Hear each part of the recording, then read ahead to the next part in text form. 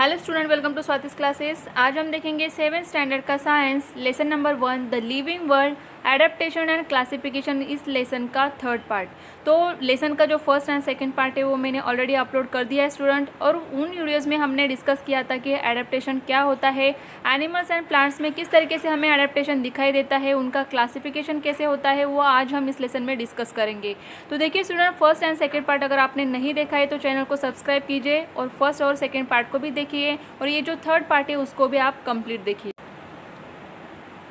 Adaptation in aerial animals. तो aerial animals means जो हवा में उड़ने वाले होते हैं, बर्ड्स जैसे कि, तो उनके बारे में हम देखेंगे कि उनमें एडेप्टेशन किस तरीके से हमें दिखाई देता है। What is the main difference between vehicles on the road and aeroplanes. तो देखिए रोड पे चलने वाले जो व्हीकल्स होते हैं उनमें और एरोप्लेन्स में डिफरेंस क्या होते हैं। तो आपको भी पता होंगे कि जो रोड पे चलने वाले व्हीकल्स होते हैं उनके साइज शेप अलग होता है, एरोप्लेन का अगर हम देखेंगे तो वो हमें अलग दिखाई देता है, और भी कई सारे डिफरेंसेस हमें वहाँ पे दिखाई देंगे।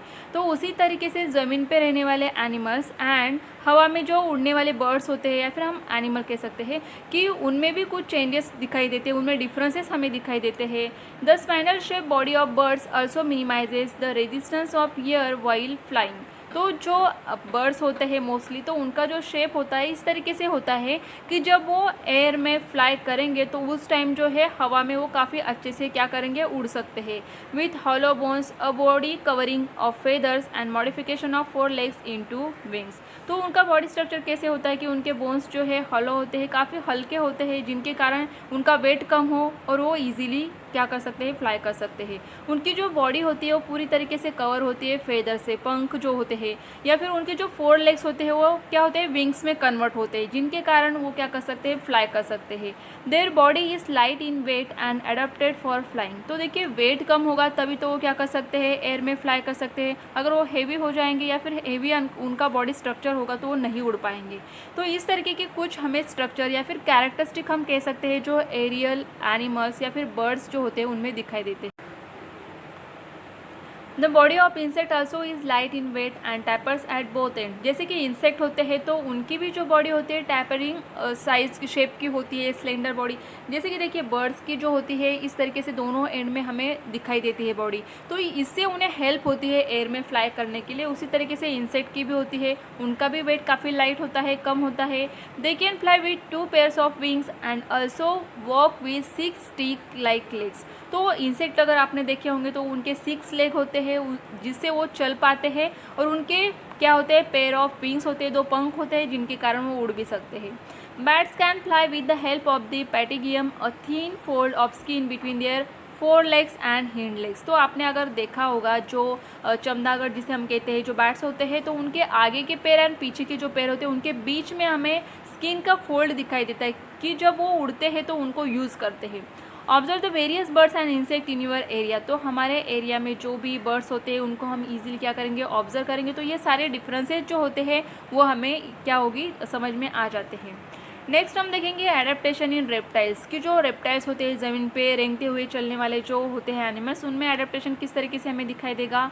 Observe from a distance how snakes and earthworm creep. कि अगर हम देखेंगे स्नेक या फिर अर्थवर्म जो होते हैं वो किस तरीके से क्रीप करते हैं ज़मीन के ऊपर। Which organ do they use for creeping. और कौन से ऑर्गन को यूज़ करते हैं क्रीपिंग करने के लिए। Are there any special changes for that purpose. तो उस पर्पज़ के लिए कुछ उनमें चेंजेस होते हैं क्या। Note any such changes. अगर कोई चेंजेस होते हैं तो उनको आप नोट कर सकते हो। Animals like a house lizard, garden lizard, crocodile use their muscles for creeping. अगर हम हाउस लिजार्ड अगर देखेंगे कि हमें वॉल के ऊपर चलती हुई दिखाई देती है, तो किस तरीके से वो करती है कि उनके जो मसल्स होते हैं उनको वो यूज़ करते हैं क्रीपिंग करने के लिए। Similarly they show adaptation in skin, soles of feet, body colour etcetera. तो उनके स्किन में उनके जो फीट होते हैं, उनके जो कलर होते हैं, उनमें भी एडेप्टेशन दिखाई देता है। कैसे, for example the house lizard and monitor lizard have claw toes and thin soles whereas a snake have a scaly skin. कि जो चिपकली हमें दिखाई देती है कि उनके मसल इस तरीके से होते हैं, उनके जो टोज इस तरीके के होते हैं कि इजीली वो क्या करते हैं, वॉल के ऊपर या फिर कहीं पर भी चढ़ सकते हैं ऊपर। और जो स्नेक होते हैं उनकी जो स्किन होती है वो काफ़ी स्केली होती है। तो ये कुछ चेंजेस होते हैं उनमें जो उन्हें हेल्प करते हैं जीने के लिए, इसीलिए वो एडेप्टेशन हम लोगों को रेप्टाइल्स में दिखाई देता है। तो नेक्स्ट हम देखेंगे adaptation for food in animals, कि एनिमल्स में जो है फूड के लिए एडेप्टेशन किस तरीके से दिखता है, किस तरीके से उनमें चेंजेस होते हैं फूड खाने के लिए। We can categorize animals as a herbivores and carnivores, की हर्बेरियस मीन्स जो प्लांट्स को खाते हैं और कार्निवर्स मीन्स जो एनिमल्स को खाते हैं। ऐसे एनिमल्स की कैटेगरीज हमने देख ली है। Special adaptation are seen each category to make the process of feeding easy, कि उनमें कुछ एडेप्टेशन ऐसे होते हैं या फिर उनके फिजिकल जो कैरेक्टरिस्टिक कुछ ऐसे होते हैं कि वो इजीली फीडिंग कर सकते हैं, खा सकते हैं, जो प्रोसेस है उनका वो अच्छे से हो सके। We will discuss this in greater detail in the chapter on nutrition. Watch the programmes on channel like National Geographic, wild discovery etcetera. तो आपने भी कभी देखा होगा नेशनल जोग्राफी या फिर जो डिस्कवरी चैनल वगैरह होते हैं, तो उनमें हमें बर्ड्स या फिर एनिमल्स, प्लांट्स के बारे में काफ़ी डिटेल में दिखाया जाता है। To learn about the feeding habit of animals like frog, snake, birds, mosquitoes, butterflies etcetera. जो छोटे एनिमल्स होते हैं वो किस तरीके से खाना खाते हैं, या फिर जो बाकी के बड़े एनिमल्स हैं तो उनमें किस तरीके का हैबिटेट दिखाई देता है, हमें फूड्स हैबिट किस तरीके के होते हैं वो भी दिखाई देते हैं। तो कुछ आपको पिक्चर्स यहाँ पे दिखाई देंगे, जैसे कि स्नेक है जो फ्रॉग को खाते हैं, या फिर जो बटरफ्लाइज होती है वो रोज़ से क्या करती है, हनी को यहाँ पे ले सकते हैं फ्लावर्स से। एडेप्टेशन फॉर फूड एनिमल्स, तो यहाँ पे आपको क्या दिया है कि एक टेबल दिया है। Complete the following chart from your own observation, कि adaptation, animal and use of adaptation means जो एडेप्टेशन उनमें हुआ है या फिर फिजिकल चेंजेस जो उनमें होते हैं, जो कैरेक्टरिस्टिक है उनका यूज़ किस तरीके से होता है। जैसे कि आपको एडेप्टेशन के चार्ट टेबल में यहाँ पे दिया हुआ है कॉलम में कि शार्प टीथ किसके होते हैं, तो लायन एंड टाइगर के। उसका यूज़ क्या होता है, टू टीयर द फ्लेश, क्योंकि हमें पता है लायन एंड टाइगर क्या करते हैं, दूसरे एनिमल को खाते हैं, तो उसके लिए उनके दांत कुछ इस तरीके से होते हैं कि इजीली उन एनिमल्स को खा सकेंगे। तो ये एडेप्टेशन हमें वहाँ पे दिखाई देगा। उसके बाद हम देखेंगे लॉन्ग एंड पॉइंटेड बिक, तो कौन से एनिमल होते हैं जिनके लॉन्ग एंड पॉइंटेड बिक होती है। जैसे कि फॉर एग्जांपल अगर हम लेंगे कि फ्लेमिंगो होते हैं, या फिर जो बाकी के कुछ बर्ड्स आपको दिखेंगे जिनकी नेक बीक जो होती है वो लॉन्ग एंड पॉइंटेड होती है। तो इसका हेल्प उन्हें किस तरीके से होगा कि यूज़ ऑफ एडेप्टेशन किस तरीके से यूज़ करेंगे। अगर पानी में ये तैरते हैं इस तरीके के बर्ड्स, तो वो क्या करेंगे, फिश को पकड़ने के लिए अपनी लॉन्ग बीक का यूज़ कर सकते हैं। नेक्स्ट है शॉर्ट बीक। अभी शॉर्ट बीक वाले कौन से एनिमल होते हैं, जैसे कि स्पैरोज होती है फॉर एग्जांपल, जो कि हमें हमारे घर के आजू बाजू में दिख जाती है, तो उनकी क्या होती है, शॉर्ट बीक होती है। इसका उन्हें क्यों यूज़ होगा कि जो सीड्स होते हैं उनको ईजिली, वो ज़मीन के ऊपर जो सीड्स पड़ी होती है उनको ईजिली खा सकते हैं, तो ये यूज़ होगा उनको अपने शॉर्ट बीक का। नेक्स्ट है लॉन्ग एंड स्टिकी टंग। तो कौन से एनिमल होते हैं, जैसे कि फ्रॉग है फॉर एग्जांपल, हम फ्रॉग लेंगे जो हमें काफ़ी इजीली दिखाई देता है। तो फ्रॉग की जो टंग होती है वो कैसे होती है, स्टिकी होती है, लॉन्ग होती है। उससे उन्हें क्या हेल्प होगा यहाँ पे कि वो इंसेक्ट को क्या कर सकते हैं, इजीली पकड़ सकते हैं। नेक्स्ट है लॉन्ग नेक। अभी लॉन्ग नेक वाला एनिमल कौन हो सकता है, तो जैसे कि जिराफ है, तो इसका हेल्प यूज़ किस तरीके से वो करेंगे अपने लॉन्ग नेक का, कि हमें पता है जिराफ क्या होते हैं, हर्बियरस एनिमल्स है जो प्लांट्स को खाते हैं, तो जो बड़े ट्रीज़ होते हैं उनके लिए वो क्या कर सकते हैं, इजीली खा सकते हैं। तो ऐसे कई सारे एनिमल्स आपके आजू बाजू में आपको दिख जाएंगे, उनमें हमें क्या दिखता है, एडेप्टेशन दिखता है, कुछ फिजिकल कैरेक्टरिस्टिक जो कि चेंज होते हैं, जो उनको हेल्प करते हैं उनके फूड हैबिट्स के लिए। नेक्स्ट है adaptation for blending with the surrounding. We can not easily spot colourful butterflies, lizards and grass hopper. तो क्यों हम उनको इजीली आइडेंटिफाई नहीं कर सकते हैं, क्योंकि उनके जो कलर होते हैं उनके सराउंडिंग में मैच हो जाते हैं, इसके कारण। They get camouflage amidst grasses, parts of plants like a stem, leaves, flowers, etc. That is because their colors blend with those of their surroundings. तो जैसे कि अगर ग्रास हॉपर है, वो अगर ग्रास में होगा तो उसका भी कलर ग्रीन है, ग्रास का भी कलर ग्रीन है, तो हमें नहीं दिख पाएगा। अगर बटरफ्लाई से अगर कोई बटरफ्लाई है, उसका कलर जो है उसी कलर का फ्लावर भी वहाँ पे है, तो हमें इजीली आइडेंटिफाई करना मुश्किल हो जाता है। तो इस तरीके से वो क्या हो जाते हैं, सराउंडिंग से मैच हो जाते हैं।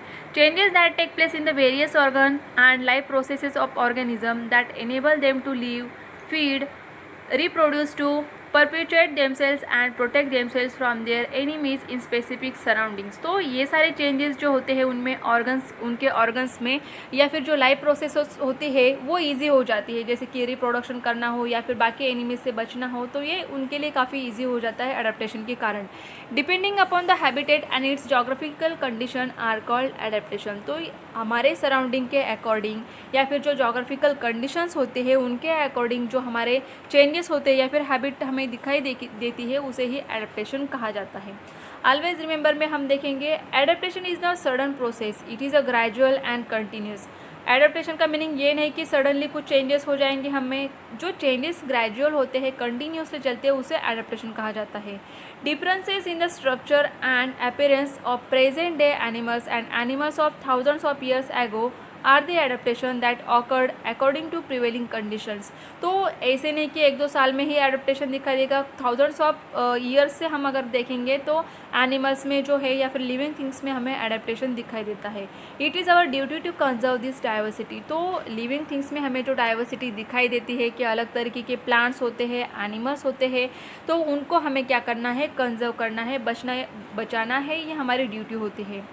नेक्स्ट पेज पे आपको दिया है डार्विन्स थ्योरी ऑफ इवोल्यूशन। तो डार्विन की थ्योरी क्या थी ये हम देखेंगे।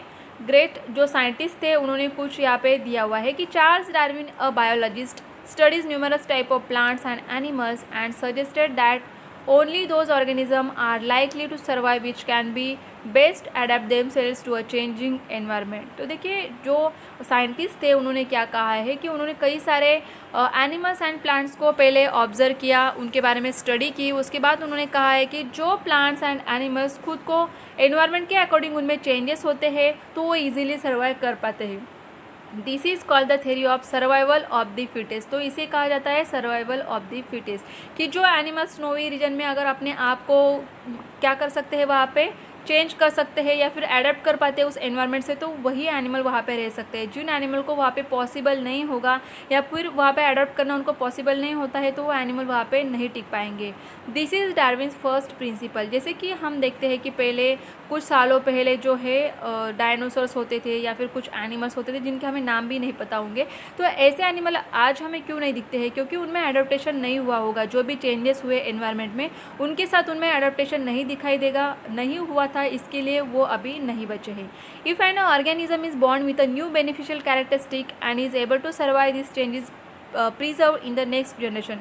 अगर जन्म होते ही कुछ स्पीसीज जो होते हैं या फिर कुछ एनिमल होते हैं उनमें कुछ बेनिफिशियल कैरेक्टरिस्टिक अगर दिखते हैं तो वो आगे की जो जनरेशन होगी उनमें भी क्या होते हैं, पास होते हैं, या फिर वही चेंजेस उनके भी स्पीसीज़ में या फिर उनके एनिमल्स जो नेक्स्ट जनरेशन के एनिमल होंगे उनमें भी हमें वो कैरेक्टरिस्टिक दिखाई देती है। This is Darwin second principle and is called the theory of natural selection कि ये नेचुरली होने वाली चीज़ें हैं कि अगर एक एनिमल में कुछ बेनिफिशियल कैरेक्टरिस्टिक आती है बॉर्न होते ही तो उनकी जो नेक्स्ट जनरेशन आएगी तो उनमें भी वही कैरेक्टरिस्टिक हमें दिखाई देंगे। तो ये थी डार्विन की second principle, natural selection. Next हम देखेंगे कि क्लासिफिकेशन ऑफ लिविंग ऑर्गेनिज्म। अगर प्लांट्स होते हैं, एनिमल्स होते हैं, उनका क्लासिफिकेशन किस बेसिस पे किया जाता है या फिर कैसे किया जाता है।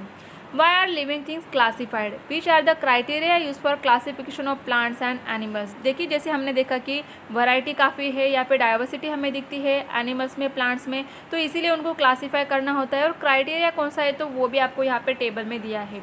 It is difficult to study and remember all the organisms in this diverse living world. At the same time, classification helps in this respect. जैसे कि हमने अभी देखा, different scientists have used different criteria and independently classified plants and animals. कई सारे scientist थे जिन्होंने अपने ही खुद के क्राइटेरिया बनाए थे जिसके अकॉर्डिंग उन्होंने प्लांट्स एंड एनिमल्स को क्लासीफाई किया था। A hierarchy is formed in the classification that start with kingdom Animalia or kingdom Plantae. Further groups and subgroups are formed depending upon basic similarities and differences. This is called the hierarchy of classification. तो ये जो scientist थे उन्होंने कुछ criteria बनाया था जिसके according उन्होंने क्लासिफिकेशन किया था एनिमल्स का एंड प्लांट्स का। जैसे कि अगर हम यहाँ पे देखेंगे टेबल में आपको दिया हुआ है कि उन्होंने क्या किए थे, यहाँ पे कुछ क्राइटेरिया बनाया था कि kingdom, film, class, order, family, genus and species, इस तरीके से वो क्या करते थे, क्लासीफाई करते थे एनिमल्स एंड प्लांट को। तो फर्स्ट हमें दिया है मैंगो एंड एनिमल्स में हमें दिया है ह्यूमन बींग्स। तो मैंगो में किंगडम क्या आएगा, प्लांटी की, क्योंकि वो क्या है, प्लांट है। उसके बाद दिया है एंथोफिलिया, तो ये क्या था, फिलम था। उसके बाद क्लास कौन सा आएगा, डाइकोटिलेडन। तो इसका मीनिंग ये होता है, डाइकोटिलेडन का मीनिंग क्या होता है कि जो सीड्स होते हैं उनके दो पार्ट, द्विबीज पत्र जिसे हम द्विबीज जिसे कहा जाता है कि जो सीड्स के दो पार्ट हो सकते हैं उसे कहा जाता है। जैसे कि मैंगो की सीड है उसके दो पार्ट हम कर सकते हैं। उसके बाद दिया है यहाँ पे हमें ऑर्डर क्या होगा, तो दिया है हमें सैपेंडेल। और नेक्स्ट हमें फैमिली दिया है एस्कार्डियासी और नेक्स्ट दिया है जीनस। जीनस में हमें दिया है मैंजीफेरा एंड स्पीसीज दिया है इंडिका। तो कुछ इस तरीके से क्लासीफाई किया था उन्होंने प्लांट्स को एंड एनिमल्स को। तो एनिमल्स को देखेंगे हम कि किंगडम कौन सा आएगा, एनिमिलिया के एनिमल्स है। उसके बाद फिलम आएगा कॉर्डेटा। क्लास है मैमिलिया। मैमल्स मीन्स जो कि एनिमल्स अपने बच्चों को दूध पिलाते हैं, तो यहाँ पे ह्यूमन बीइंग मैमिलिया में आएंगे। ऑर्डर है प्रीमेट्स। फैमिली है होमिनिडेड। जीनस है होमो। स्पीसीज है सेपियन, कि जैसे हमने 5th स्टैंडर्ड में देखा था सैपियन सैपियन, होमो सैपियन, निएंडरथल एनिमल्स, तो उनसे क्या हुए थे, इवॉल्व हुए थे ह्यूमन बींग्स। तो सैपियन से होने वाले हैं, तो इसके लिए स्पीसीज आया है हमारा सैपियन को। कुछ इस तरीके से जो है क्लासीफाई किया जाता है प्लांट्स को एंड एनिमल्स को। नेक्स्ट हम बायोनॉमिनल नॉमेनक्लेचर बाय कार्ल लिनियस। तो नॉमेनक्लेचर का मीनिंग ये होता है जैसे कि हमारे नेम होते हैं या सरनेम होते हैं, उससे हमारी पहचान होती है। उसी तरीके से जैसे कि अगर हम डॉग कहेंगे तो डॉग कॉमन नेम है, तो हर एक कंट्री में या फिर हर एक लैंग्वेज में उसका नाम कुछ अलग होगा। लेकिन बायोनॉमिनल नॉमेनक्लेचर में जो नाम दिया जाता है, जो इंटरनेशनली क्या किया जाता है, यूज़ किया जाता है। Imagine that there are 4 students with the name Kabir or Kiran in a classroom. If you are talking about any one of them, how would you ensure that other know which one of them you are talking about without any confusion? अगर आपकी class में 4 बच्चे हैं जिनका नाम कबीर है या फिर किरण है, तो आप किसके बारे में बोल रहे हो, कैसे पता चलेगा? यहाँ पे पूरी तरीके से कन्फ्यूजन होगा। We would tell the full name, that is the first name and the last name. अगर आप वहाँ पे उनका नेम एंड सरनेम साथ में लोगे तो आपको ईजिली समझ में आ जाएगा। This is similar to binomial nomenclature. तो इसमें भी क्या किया जाता है, एक साइंटिफिक नाम दिया जाता है। Binomial nomenclature is use to identify each organism. Accordingly a scientific name has been assign to each organism. तो हर एक ऑर्गेनिज्म को इस तरीके से साइंटिफिक नाम दिया गया है। It consist of 2 part. The first part is genus, कि फर्स्ट क्या होगा, जीनस होता है, एंड सेकेंड स्पीसीज। जैसे कि हमने ऊपर टेबल देखा था, उसमें जीनस एंड स्पीसीज जो होंगे उनको एक साथ लिखा जाता है, वही होता है scientific name. All identify organisms have been assigned a binomial name as per the guidelines of the international code of nomenclature. तो इस सारे जो ऑर्गेनिज्म हैं उनको इस तरीके के नाम दिए गए हैं। All the organisms of a species are so similar that irrespective of differences in color, height, habitats and habits, they can reproduce among themselves and form new individuals like themselves. तो कई सारे ऐसे सिमिलर जो organism होते हैं जिनमें ये सारी चीज़ें हमें सेम दिखाई देती है। For example all domestic cats in the world belong to the same species. अगर कैट्स की अगर हम बात करेंगे तो उनकी स्पीसीज़ एक ही आने वाली है। The same is true in the case of animals like a hen, cow, dog etcetera, and plants like a mango, wheat, maize etcetera. तो उनके स्पीसीज़ जो होते हैं वो एक ही दिए जाते हैं।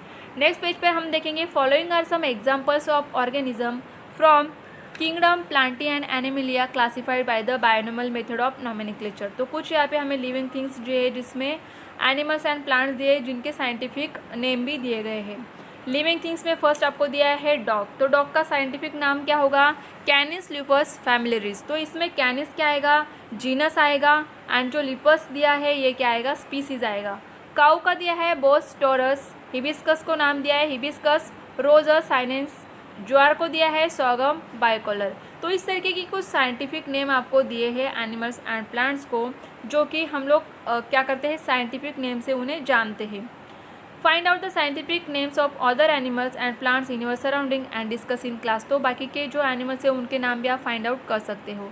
नेक्स्ट यहाँ पे आपको बॉक्स में दिया है 29 April is observe as a world frog protection day. Killing और harming frog is prohibited by the wildlife protection act. कि 29 अप्रैल को world frog protection day celebrate किया जाता है, और किसी तरीके से भी हमें फ्रॉक्स को कोई भी नुकसान नहीं पहुंचाना है या फिर उनको नहीं मारना है। तो आई होप स्टूडेंट आपको पूरा लेसन अच्छे से समझ में आया होगा। अगर आपको वीडियो अच्छी लगे तो वीडियो को लाइक ज़रूर कीजिए, और चैनल को अगर अभी तक सब्सक्राइब नहीं किया है तो सब्सक्राइब ज़रूर कीजिए।